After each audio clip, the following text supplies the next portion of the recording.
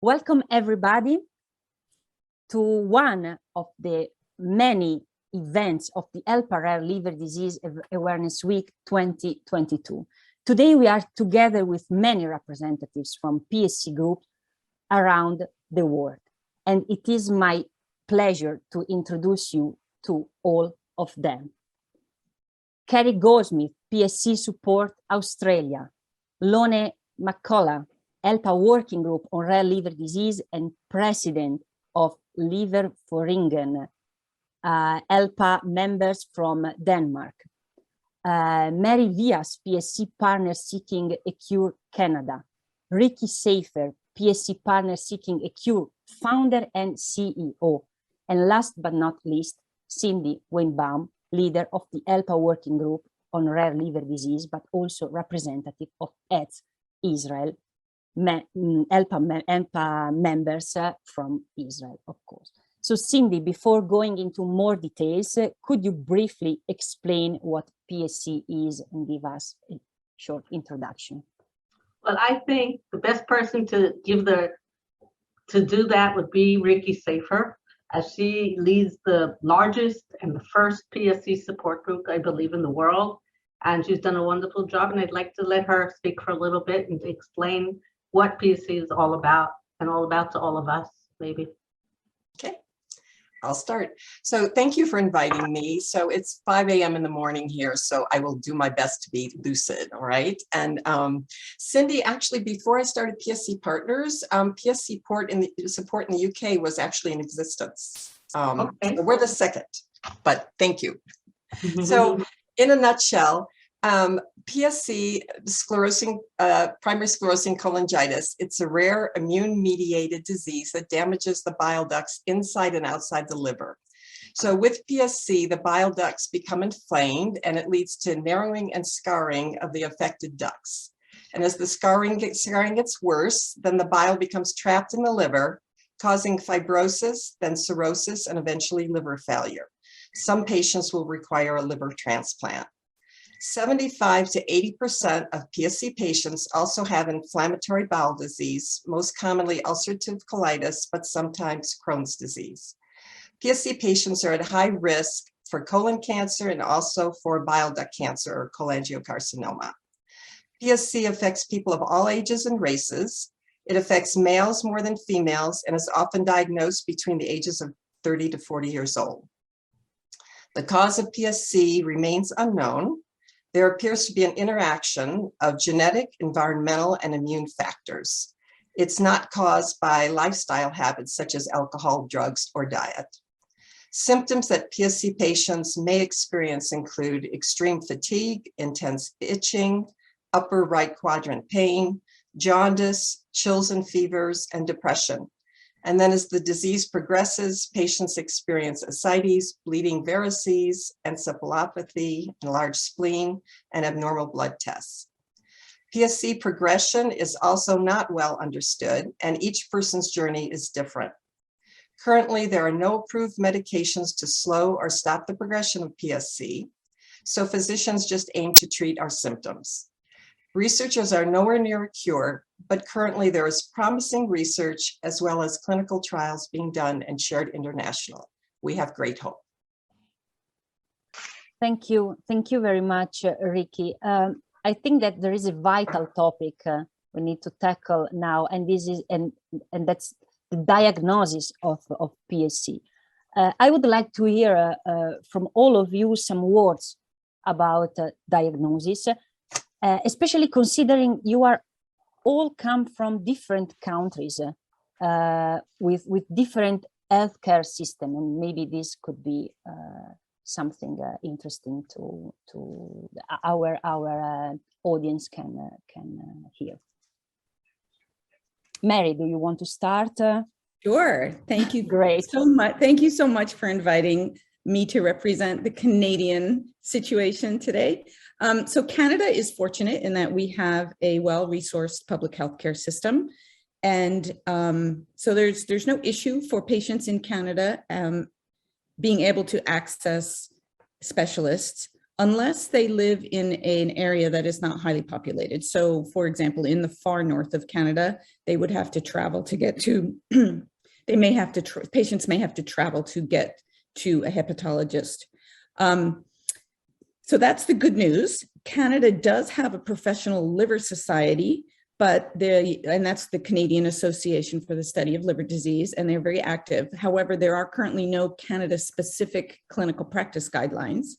Diagnosis is done typically after suspicion of PSC through blood tests showing elevated liver enzymes, and followed up with an MRI of the bile ducts called an MRCP.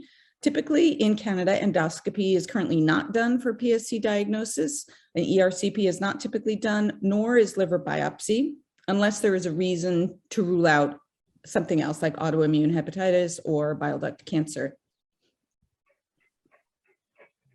Thank you very much. How is the situation, Ricky, in your country? So a fair amount of that is similar to what Mary said, except we do not have a full country access system for insurance. So I'm sure you have all heard about the problems we have. Insurance is very, very expensive for us. If you have insurance, then obviously it's a great start, but there's still a problem in the United States for ease of diagnosis. So often depends on where you live. If you live near an academic center that has seen PSC patients, your journey to diagnosis will be shorter. If you live in a rural area where maybe there's not even a hepatologist near you, then it may take months, sometimes even years. And I think something we're trying to do, we work very closely with PSC Partners Canada. And so we're trying to work with GIs to see if, as they're diagnosing new patients, if they would also run a blood test to see if PSC is part of it. So we haven't made too much progress, but we're working on it. Thank you. Sindee, some thoughts from you? Well, here in Israel, we do have an excellent healthcare system. I think I really believe it's one of the best in the world. I know that we're missing a lot because we don't have enough funding sometimes for people, but everybody gets their medical insurance, they get their medications, and you don't have to pay very much for everything, which is excellent. Nobody is denied help here in Israel. The problem is that until you get your blood work done, and until you get to see anybody except for a GP, you're sometimes in trouble, and it might take time. It can take a year, it can take a year and a half until you get to a proper hepatologist, understands what PSC is. Not every hepatologist knows what PSC is. That's the major problem also. That's really an unmet need that we need to get to people to diagnosis faster. And that's something really important. Okay, that's about it. I think it's basically really good. We have excellent physicians too. So in our journey around the world, we're just missing Australia and Denmark. Kerry? Yeah, look, I think it's been exciting for me to see the increase in hearing gastroenterologists, hepatologists talking about PSC at different conferences and different things, and the awareness is really rising. I think a lot of people, if somebody has been diagnosed with inflammatory bowel disease, most of our gastroenterologists are pretty clued into watching any rise in LFTs and doing that. If it's somebody who hasn't got that initial diagnosis, though, I think it is often a different story. And there are still, as with the other countries I've mentioned, those rural people especially who maybe haven't got access to the bigger clinics, that haven't got that behind them. So that can definitely take a bit longer. And I think, like some of the others, we don't have those formal guidelines of what practices to do and how to, what triggers should lead to ongoing, looking at things. But like most of the others have said, it is around those raised LFTs following on to MRCP, and not really using a ERCP or liver biopsy as a general rule, but obviously some circumstances do create the need for that. Lone? Yeah, here in Denmark, it's a little country, you know that, but we have hepatologists all over, and they are all very excited what's going on with all our patients in our little association. So I have a good network, and I can tell you that that all the treatment we have in Denmark, it's for free. The medication is for free. So that's really great. But one thing that I have realized is, and we really count on, is that together with PSC, people have that, most of them have colitis ulcerosa, and it really has a lot of influence on their daily situation, because they need a toilet.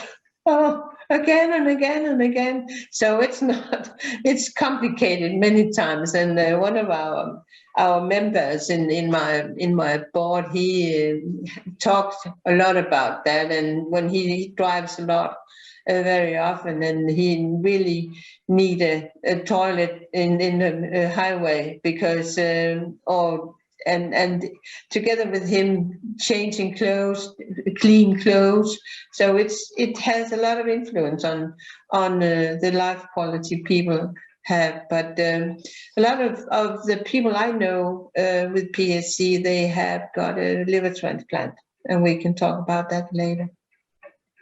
Thank you very much. Thank you for sharing your point of view and your experience from your account. Lone just mentioned, but also Ricky before during her introduction mentioned liver transplantation. Liver transplantation is often recommended if PSC has progressed to an end-stage liver disease. In some cases, other health issues suggest the need for a transplant. For many PSCers, transplant offers a new lease on life. So can you briefly tell us more about liver transplantation and donation trends in your countries for these patients? And I restart with you, Lone. So also because I am from another European country, so I'm very curious to know how things are going in Denmark. Okay, liver transplant, we have about every year 60 liver transplantations in Denmark. It's not so much, we just want to have some more. And a lot of them is PSC patients, but they come on a waiting list. And thank God the waiting list is not very long anymore. So it means that the doctors are better and have the economy to do it, because it takes it costs a lot of money to get a liver transplant, because we don't pay it. We pay it via our tax. And that's why Denmark has that reputation that we pay a lot of money in tax, yeah. But people don't mention why, and it's one of the reasons that the hospital system is for free. But liver transplant gives you a better life quality. There's some complications afterwards for some people, and there always be some complications after a surgery. Doesn't matter what kind it is. There's always complications, but the system here takes good care of the liver transplant, and we have a yearly organ donation day where we really want people to talk about it at home if you want to donate your organs. And actually, there's a lot of people, more and more, that they are on that list that they want to donate there, so we can get some more livers. Okay, let's fly to Canada. So Canada has a robust transplantation system. In fact, in Toronto, one of our largest cities, we have one of the largest multi-organ transplant centers in the world. And also living donation is possible and is used widely in PSC transplantation. However, Canada So it's province by province. Some provinces do not have a transplant system, and so they will share the resources of another province. There is one province in Canada right now that has an opt-out donation system for deceased donors, but for the rest of Canada, it's an opt-in system.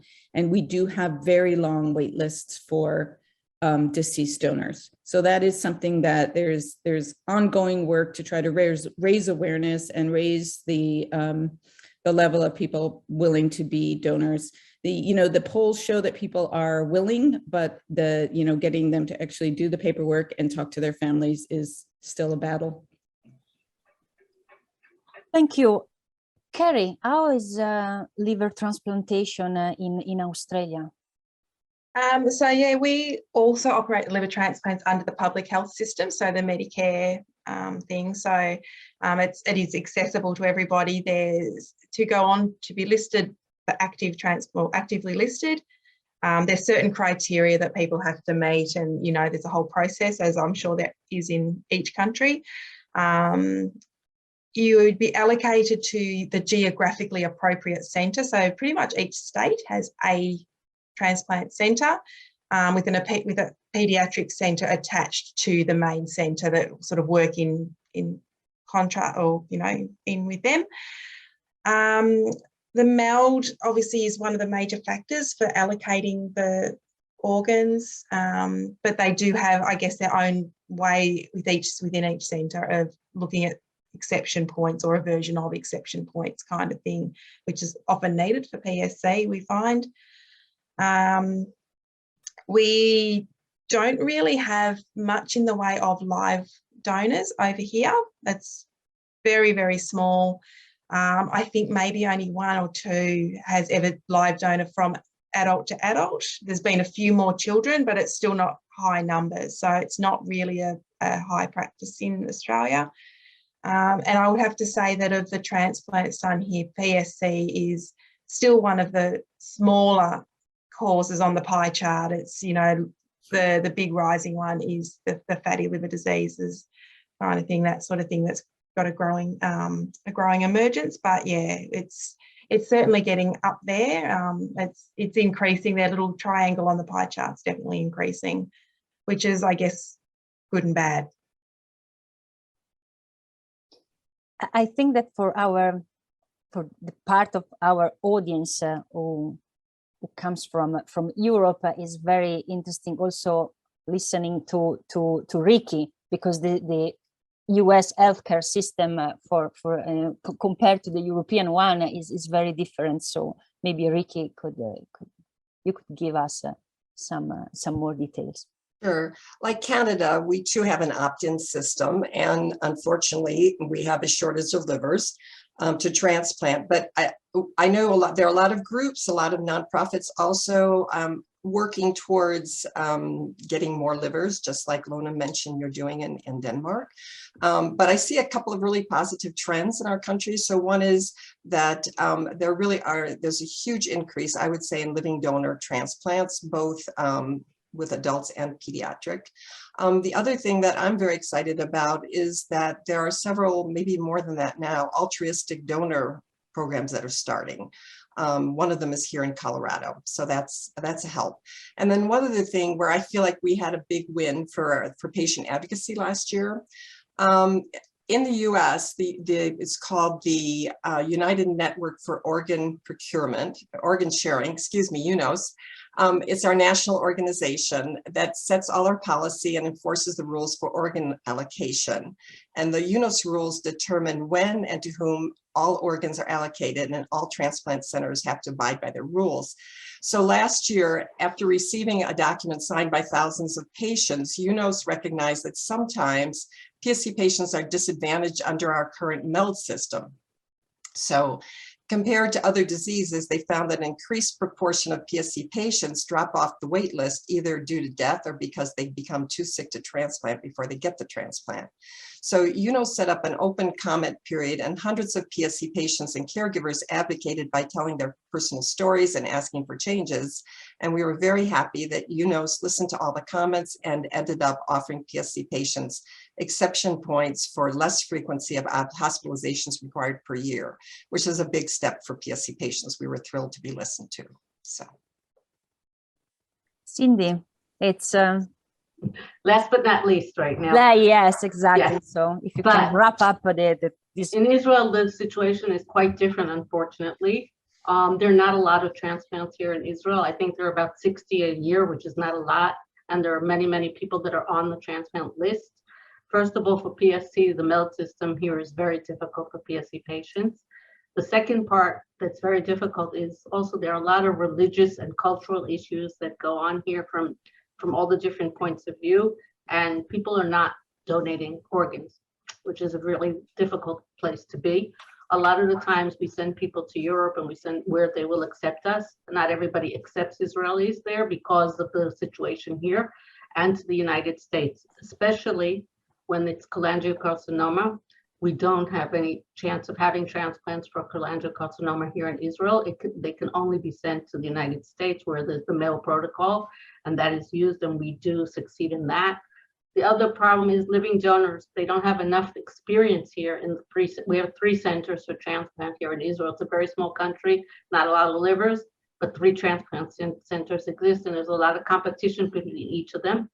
The experience for living donor transplants is not really good, and people are afraid to do it here, I think, a lot of the times. And so many times they're also sent to the United States for transplants for living donors as well as cholangio. And also, if they're on the waiting list for years and they really need the transplant, everybody can be sent abroad. We send people to Belarus, we send people to the United States for transplant, and this way, and we send them to the places that the insurance pays for anybody. Anybody has the right to be sent abroad, and it's paid for totally.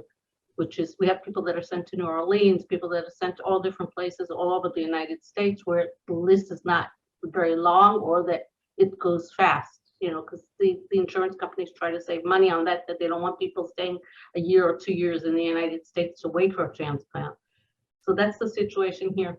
It's not great. It's a very peculiar situation.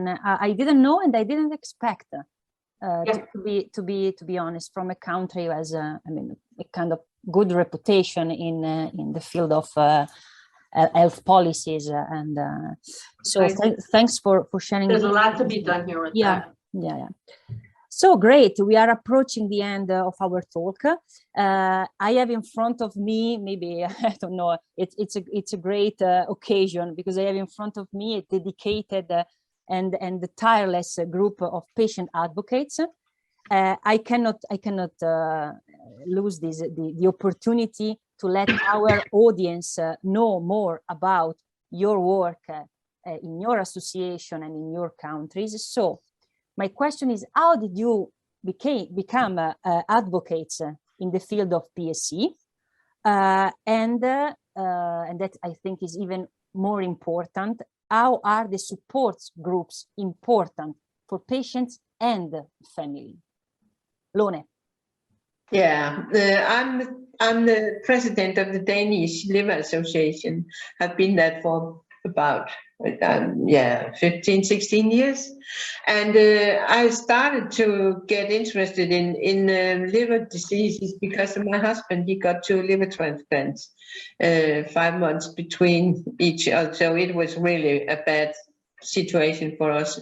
It's almost 20 years ago. But then I found out that there was a lot of different liver diseases, and I interested me in all that. So I focused on the autoimmune diseases, AIH and the PSC and PBC, together with a lot of other liver diseases. But some of the patients that I knew said that we really need a network. We want to talk to other people with the same disease, and so that's why we have had There has been about 40 members every time we have had a meeting. I think we have had 3 meetings here in the last couple of years, and we go on with it. So, and I think it's very interesting, and in the network I have in Europe, it gives me a lot of information too that I can go back to my board and to our patients to tell about. So I think that I can recommend that establish a network with patients and relatives. It's a success from the beginning. It is really. Yeah. Mary, which is your experience? So my connection to PSC started because I have a young adult who was diagnosed with PSC as a teenager, and as a mom, it was very scary experience, and we felt very alone. And so at that time, PSC Partners Canada didn't exist. So I connected with PSC Partners in the US and started with their online support groups. And then after a couple of years, attended a conference. And I think it's extremely important for patients to have access to a patient group. The feeling of patients in a room together, it's palpable when they have an opportunity to connect with someone else who's experiencing something similar. And I'm sure it's true of all rare diseases. The feeling of being alone and not knowing somebody else who is going through what you're going through is very, very hard.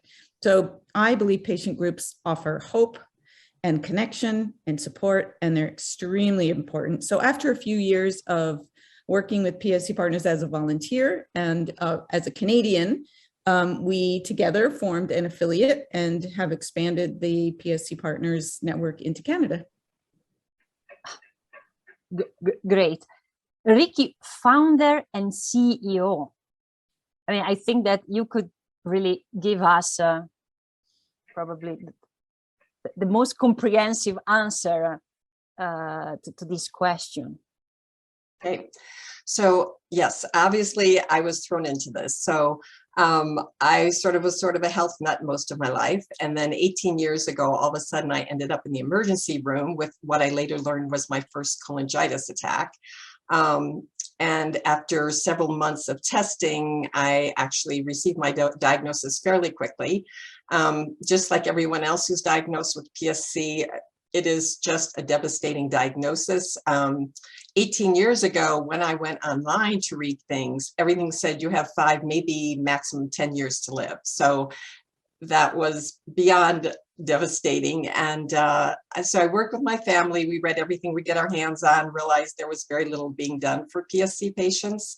And so just started this PSC Partners Seeking a Cure. So we actually held our first conference in 2005, and I was surprised. I thought maybe 20 people would come, and we ended up with 84 the first time, because exactly everybody needed support. Everybody was lonely. Everybody needed to find other patients and other caregivers. And so since then, we have expanded greatly, and the support is such an important, obviously we do a lot of raising money to support research, but to me, in my heart, the most important is really being able to educate and support each other. And it's just so different. As Mary said, once you found somebody else, you feel like a new person. I remember when I was first diagnosed, I asked my hepatologist if he could I know that we have HIPAA rules, but could he just contact a patient and find somebody who could talk to me? And he didn't think that was very important to us, so he never followed through. So anyway, starting this organization just kind of was a must. So I'm so glad it happened, and I've just been the most exciting thing I think I've done. And I wanted to end with one quote we have on our website that I still love. It was from a patient who came to a conference and said, PSC Partners is a lifeline that came during our darkest moments. So I think we all feel that way, just being together. Yeah, that's very, very impressive. And I think, I mean, I believe that patients came saying that, because I think it's in ELPA. I think some years ago, Sindee, you can correct me if I'm wrong. ELPA decided to establish a specific group on rare liver disease, and Sindee took the lead of this group. But how Cindy did you become a patient advocate? Well, I started very much like Ricky, I think. In 2007, I was quite ill and I ended up in the emergency room, apparently with a cholangitis attack, which nobody knew what it was then. And it took a long time for me to get the diagnosis. I was finally diagnosed in the beginning of 2009. And it was a long time and it was a difficult time. I had seen a hepatologist through my local insurance, and he sent me to get my gallbladder taken out. Said, you get your gallbladder taken out, you're going to be fine. I ended up seeing a surgeon to do it in the hospital, one of the local hospitals. And he said, well, I don't like your blood work. We have to see what's really wrong with you before we do any surgery. And he sent me home. And I found my physician, which is pretty far from here. It's not a large country, but I traveled an hour and a half to get to him. And since then, he diagnosed me within 4 months after I finally got to him. And since then, I decided I had to do something to help people that were in my situation that couldn't get a diagnosis and that were suffering, and nobody knew what was going on. The family doctor all thought it was in my head. And, you know, these were things that can't happen to people. So I met another couple through the internet. I found them, and they decided that they would start the group with us, and we joined CREDI, which was already an organization that existed since 2000 here in Israel. And when we started looking, and they had already belonged to PSC partners in the United States. And I had gone to my first conference in 2010, I believe. And I decided that this group had to grow, and we were working together. And it started with the 4 of us. And now we have over 500 people in our group. And there are many more. There are at least 1,500 here in Israel with PSC.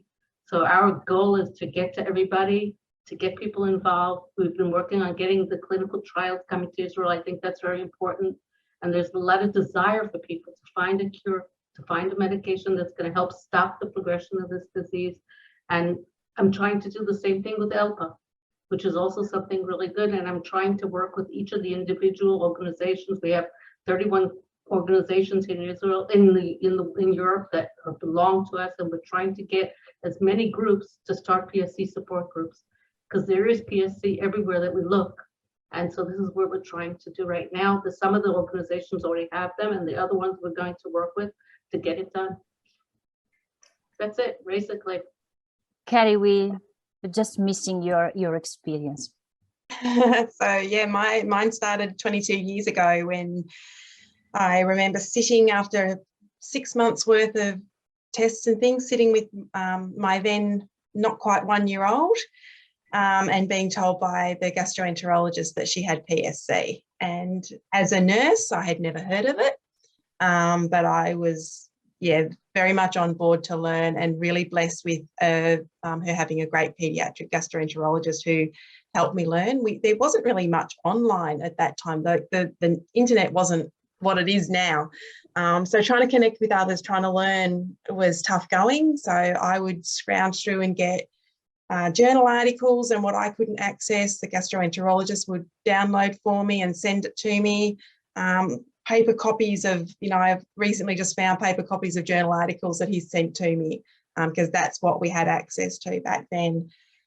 And I think that seed was planted back then, that something more needed to be done, that, that people shouldn't be alone. And it took many, many years, and many of the ladies that are on here, as well as others that haven't been able to make it today, and the organisations that they're a part of, have really championed us in Australia as well, and helped resource us, and so we could form our own group after being involved in theirs, particularly PSC partners. I think, Ricky was a real champion, and other members of that group that we've got really special bonds with. So I think we're probably the newest group here, as in terms of actual group. Our Facebook group has been going for probably about 5 years, and about 500 strong. But we've only been an incorporated group for a few years, and we are at the moment knee deep, or should I say neck deep perhaps, in organising our first ever conference, which is going to be a virtual conference in May, which is super exciting to think that, as the others have said, it's about connecting, it's about educating and empowering and not feeling alone. And yeah, really excited. So many speakers that we've got come on board to talk to the patient group. So yes, hopefully our first conference will be a success.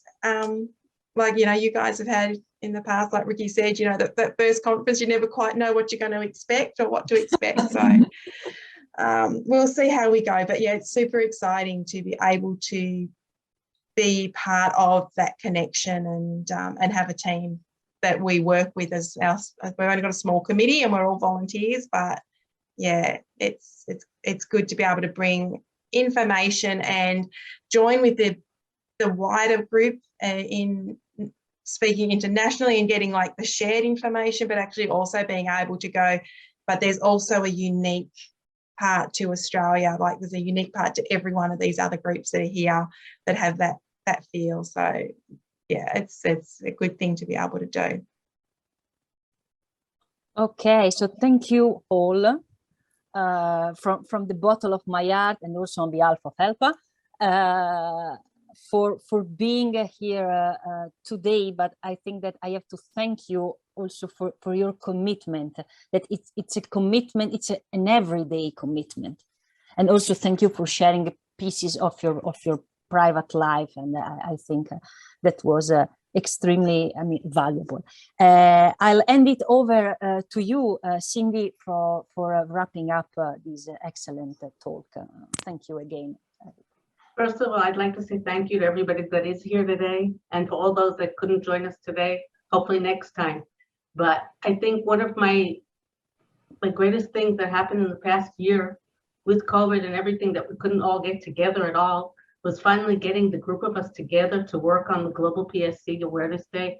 I think that's an amazing thing. I think having everybody together makes us stronger. It gives us a lot of hope, and this is what we all want to do. We want to get somewhere, and we're going to do it together. And that's living with the disease, living with PSC, not living PSC. That's something so important. I think that's, that's my motto, and that's something I try to pass on to everybody, and together we are really stronger. And this is something that's wonderful. Thank you, everybody, for being with us.